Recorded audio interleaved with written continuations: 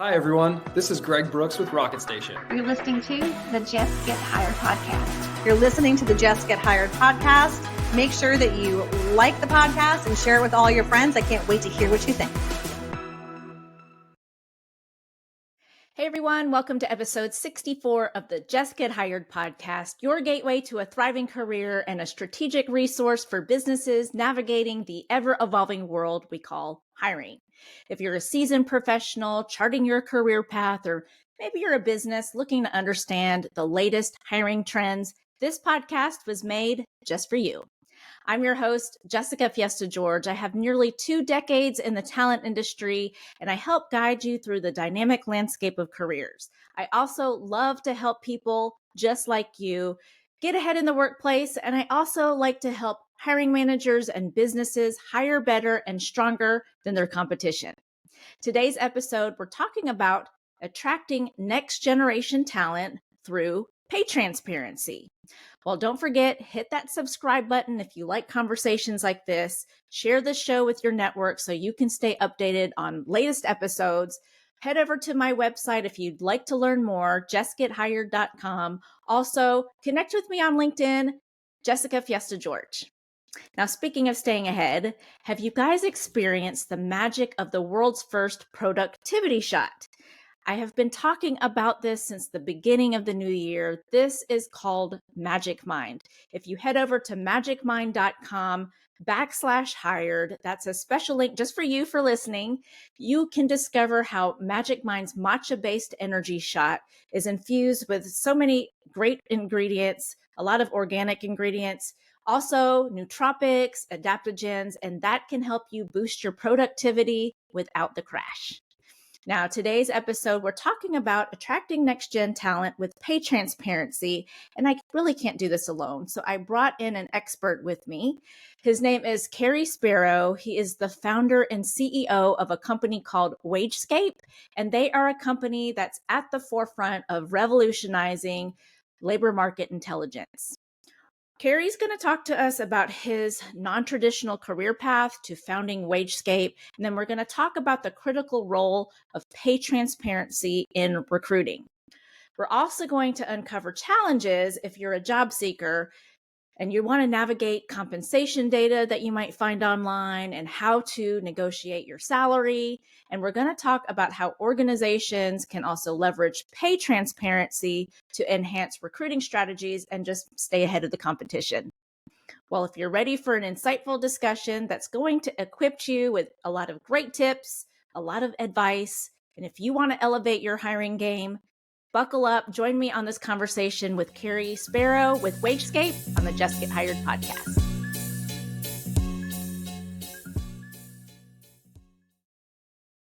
All right, Just Get Hired podcast family, I am excited to bring in Cary Sparrow. He is the founder and CEO of Wagescape. Welcome. Thanks a lot, Jess. It's a pleasure to be here. I'm glad that we are able to connect. We've connected a couple of different times, but I'm ready to get this conversation going if you are. Yep, absolutely. Okay, well, to kick things off so we can get to know you a little bit better, do you mind sharing your insights about your background and what inspired you to take that leap to become a founder and CEO of Wagescape? Yep, absolutely. I founded Wagescape in 2015.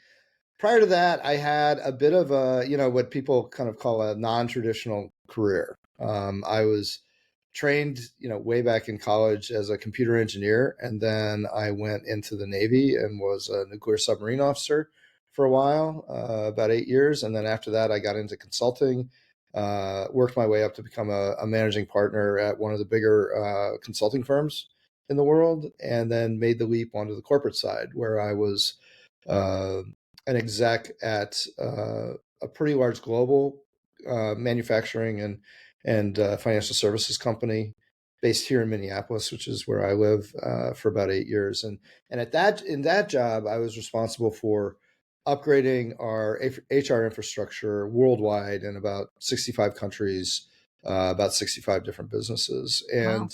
That's where I got to see kind of firsthand what's really holding companies back in terms of their ability to unleash the potential of their talent and get the talent that is going to be needed for them to thrive going forward, and create an environment that allows people to thrive in their careers. And one of the common denominators was always the availability of good information about what's going on with talent in the world. And that really kind of inspired me to see what could be done about that, and that formed the basis for Wagescape. Wagescape provides real-time labor market intelligence using next-generation technology, and provides intelligence that is much higher definition, much more precise, and better suited for today's challenges and tomorrow's challenges than what's traditionally been available. So that was 8 years ago. And relatively quickly, we started accumulating pretty marquee clients that really gave us a boost. And we've been continuing to grow. We've been growing. We're entirely self-funded, and we've been growing 30 to 40% for the last probably 5 years. That's So, awesome. Well, congratulations on your success, and can't wait to see where Wagescape goes in the next couple of years. And I love that you've had military service, so thank you for that. I'm a military brat myself. I think I've shared that with you. I live in Pensacola, so home of the Blue Angels, yep. and they're actually flying this weekend. So we might have some background noise because they're practicing over my house right now. That's awesome. The birthplace and the center of the world for naval aviation, and it's a wonderful town to be Definitely. in. Yeah, well, you've got an interesting mix between your military service in the Navy and now your current role in the HR and tech space. Is there a specific memory or lesson from your Navy days that had significant impact on how you approach leading Wagescape? Military gives you a pretty significant responsibility early on, and they you've got a pretty demanding operational tempo. When I was in submarines, we were our job was to be at sea, and our job Mhm. was to be out kind of uh, in places where interesting things and concerning things were going on in the world. And so at a moment's notice, we could, get tasking to go anywhere. And as a young officer on a submarine, what that meant is a fair amount of responsibility to get things done. So I learned really quickly how to work across lots of different organizations, work against demanding schedules, work with all kinds of different people, um, learn technology very quickly, learn operations very quickly, and do it in an environment where things, if you screw them up, were very unforgiving.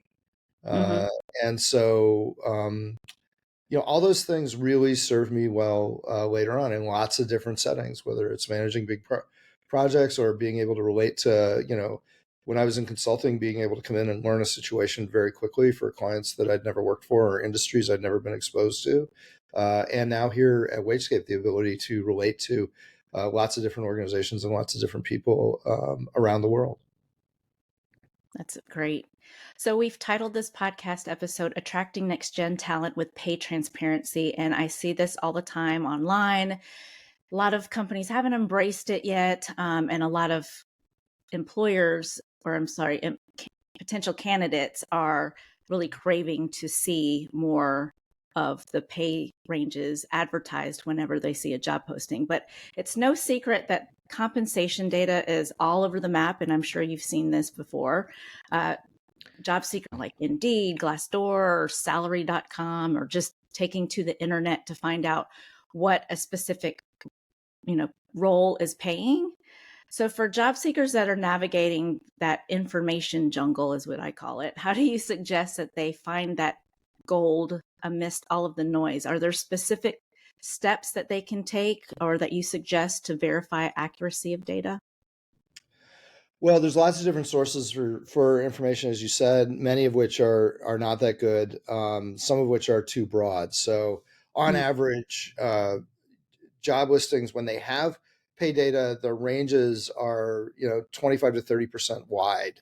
Mm-hmm. So there's a lot of room within those ranges. Some are even wider, and only about 20% of job listings actually have the pay ranges printed in them. There's a variety of sources you can go to.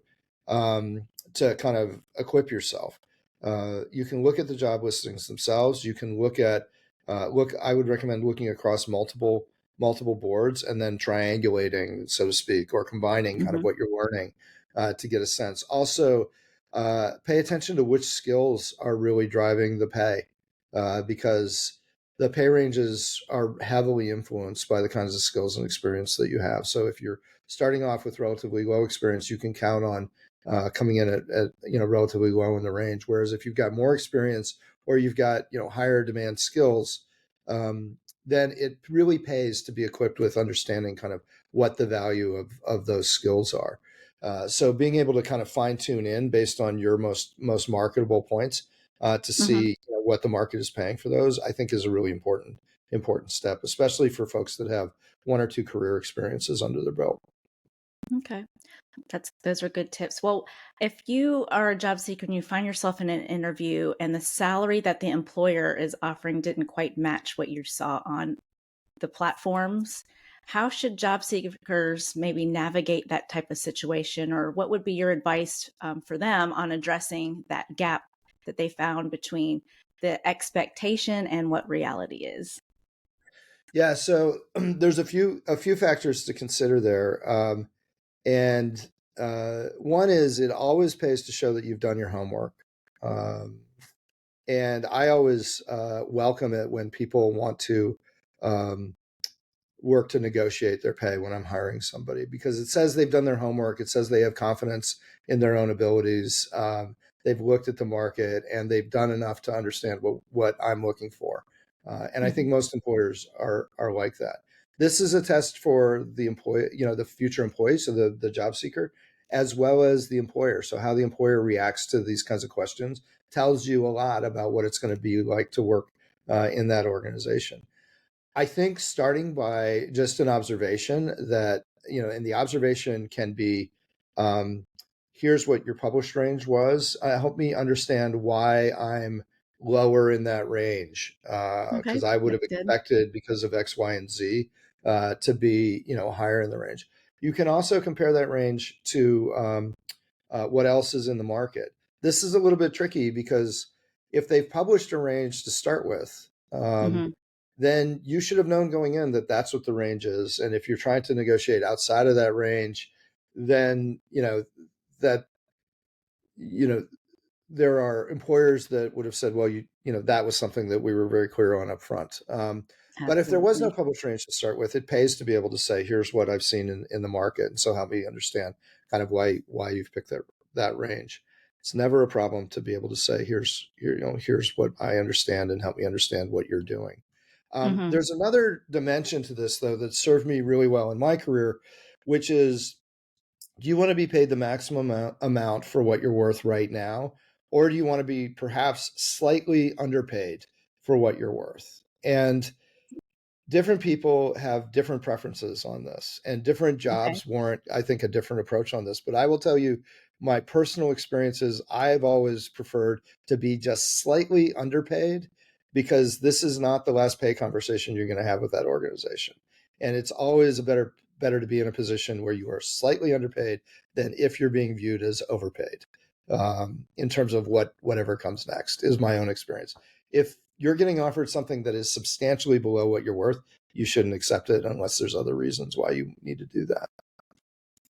Good points. So I want to talk about pay transparency because it's quite the buzzword right now and for good reason. Do Mhm. you have any insights on how organizations can use pay transparency to elevate their recruiting game? Like, what's the magic sauce to make that work effectively?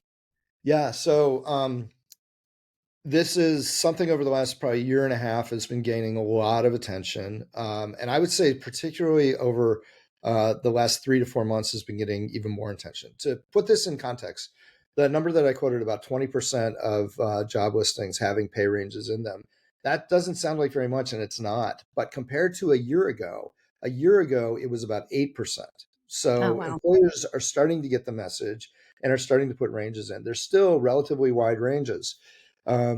Employers need to understand that candidates are expecting to see this, and many will immediately ignore advertisements for jobs if they don't have if they don't have the pay ranges in them.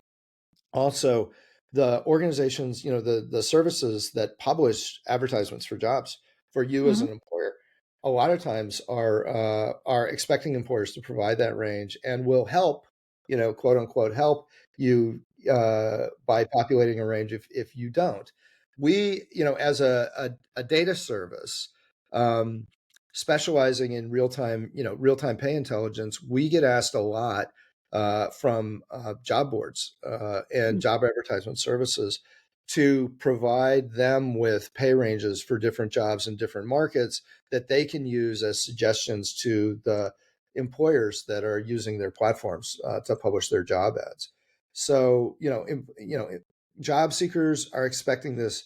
Job boards are beginning to recognize that in order for them to be effective, they're going to need their hiring employers to provide this information. There's a lot of anecdotes out there about published ranges that are really wild. From a few dollars up to a few $1 million. Those really are the exceptions, I have to say.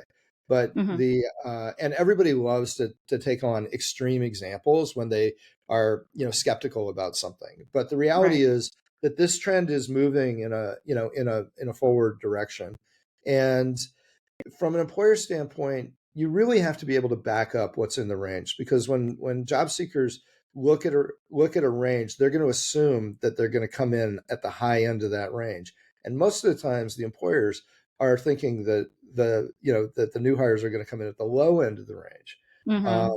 and so being able to clearly say this is why we assign pay and the things that we really value is going to be even more important going forward. There's a whole other dimension of wage transparency, which has to do with equity related issues that, frankly, employers are not tackling yet. We're dealing with a um, variety of other service providers that are developing ways that employers can understand how do we ensure that we're being equitable in what we're offering based on a variety of different demographic factors, for example. And Mhm. so you're going to expect to see, as an employer, you're going to expect to see more services that are available to you, and you're going to expect to see a lot more attention on your own practices through the lens of equity. A lot of companies, depending on where they're located, are bound by pay transparency laws. So they have to abide by that. But of course, there's a lot of companies that are not in New York or California or some of these other states where that is a mandatory thing. We all know, and you mentioned a couple of the benefits of having the pay transparency and the pay ranges available to candidates and job postings. But are there any potential pitfalls or consequences that companies should be aware of when their current employees see or discover that maybe they're being paid less than some of these newer hires that are coming in? Do you know how, or any suggestions on how organizations can potentially manage that type of situation? Right. So what you're talking about is wage compression, where your own employees' um, pay is not moving up as fast as the market, and that's a huge issue for the last couple of years, really since we started coming out of the pandemic. Just to put this in perspective, we track data on about 85% of all the new jobs that are created in the U.S. And the vast majority of those we're able to get pay data on. And advertised rates across all jobs in all geographies for the last 2 years has been going up 20% per year. Mm-hmm. 20% per year across all jobs. That's advertised rates. Wage inflation is lower than that because incumbent employees' pay is not going up that fast. But in order to compete in the market, that's what companies are having to offer. So absolutely, your own employees are seeing this. They're seeing the ads. Depending on what kind of jobs they have, they're walking by other employers and seeing what other employers are offering. They're getting called by recruiters. Every one of your employees is a target Right. for someone else's recruiting efforts. So first of all, you've got to stay in touch with what's actually going on in the market, going on for the jobs that you care about and the markets that you're in, because what's happening in any given market, what's happening in Milwaukee is totally different than what's happening in Memphis, Tennessee, versus what's happening in Atlanta, Georgia.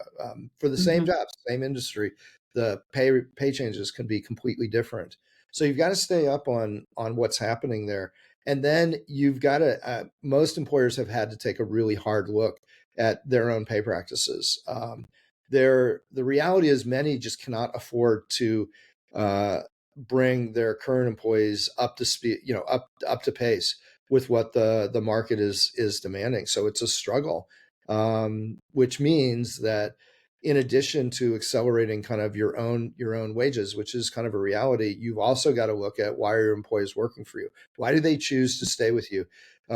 We work with lots of companies that have hourly workforces that for an extra 50 cents an hour will go down the street or go a mile away or go 10 miles away. It's that competitive. And in an economy where inflation has really taken a bite out of the spending power, those are really valid concerns. You can't kind of denigrate, employees as looking out for their families, through the lens of how much money are they going to be making, because their spending power has really gone down. So it's a challenge. There's not a silver bullet on this. Pay is a part of it. Staying up on who your competitors are and what they're offering is a part of it. But also providing a compelling place to work and thrive is more essential now than ever before. Oh, most definitely. So I'm sure Wagescape also kind of can help companies with that as well. Do you mind just sharing a little bit more about the product?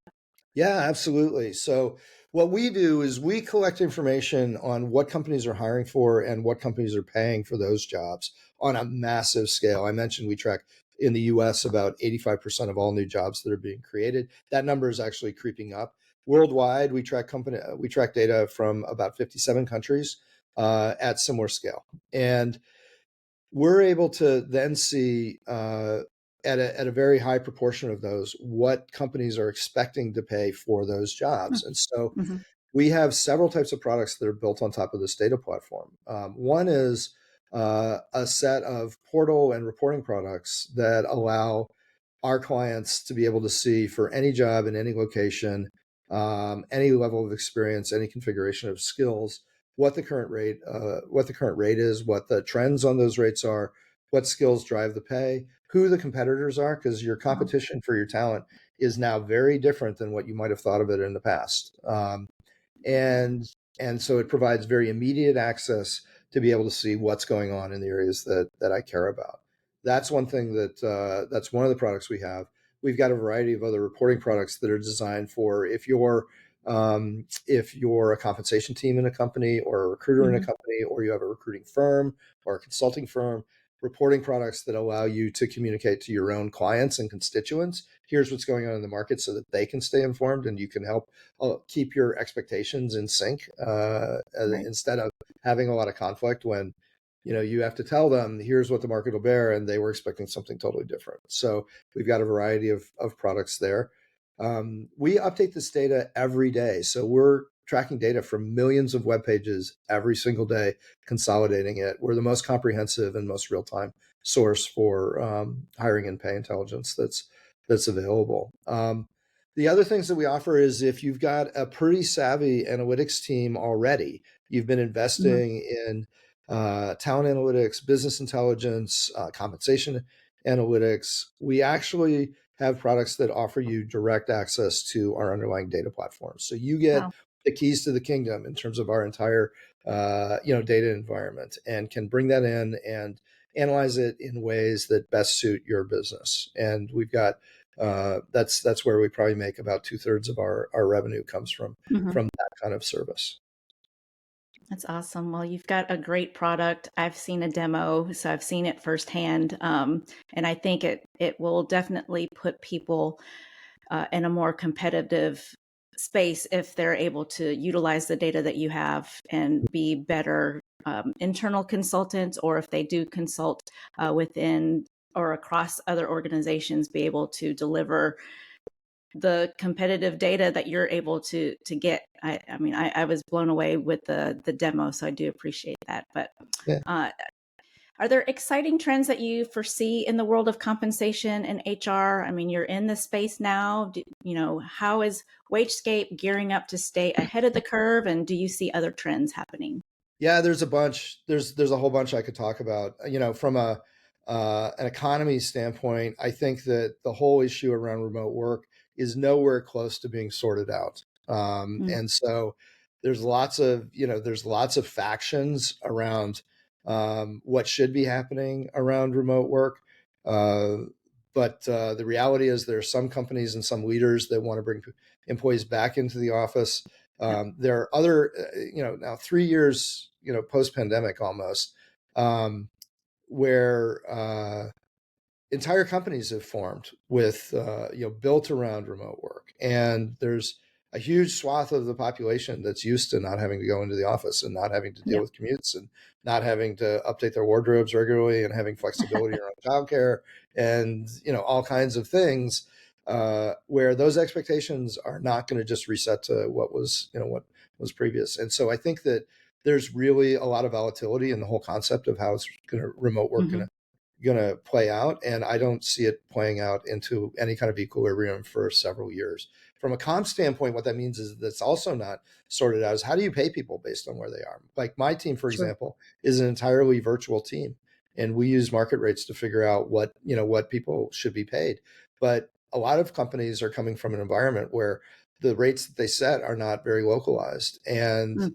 so, getting policies that accommodate the fact that different people can do the work in different parts of the world with different standards of living and different costs of living is something that I think people are still working to to get right. There's been a lot of progress in that.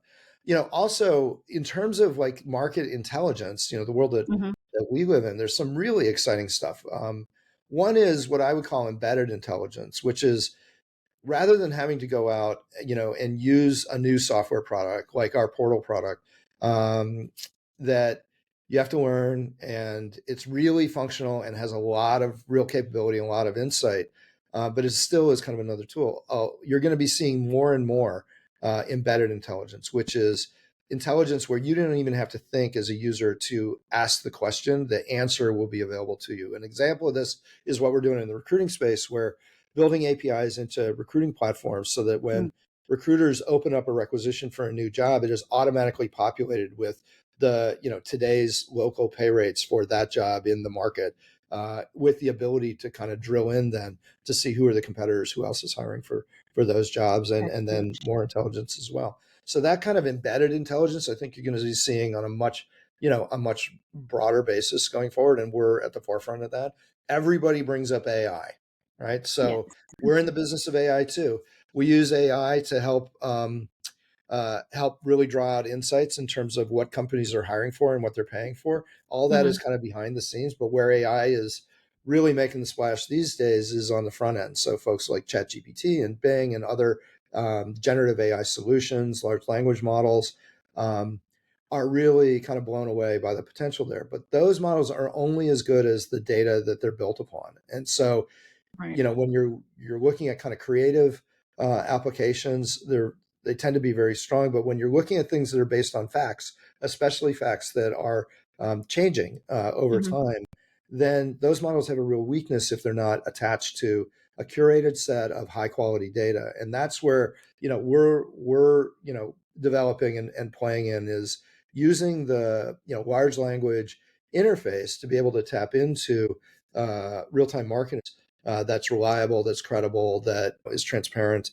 I think you're going to be seeing more of that. When ChatGPT started to gain hold, we put a big effort into that kind of interface, not just like a graphic user interface that could be in our browser products or on our website, but also APIs that would allow Mm. other applications to communicate with our data set in a very natural way, in whatever way they want, and get the information they need. So there's all kinds of potential for innovation around this. But I think that companies that have mastery over curated data sets are going to be in a really good position um, to be able to serve that kind of AI capability, as long as they're on top of it, as long as they get in front of the wave. So we're running as fast as we can on it.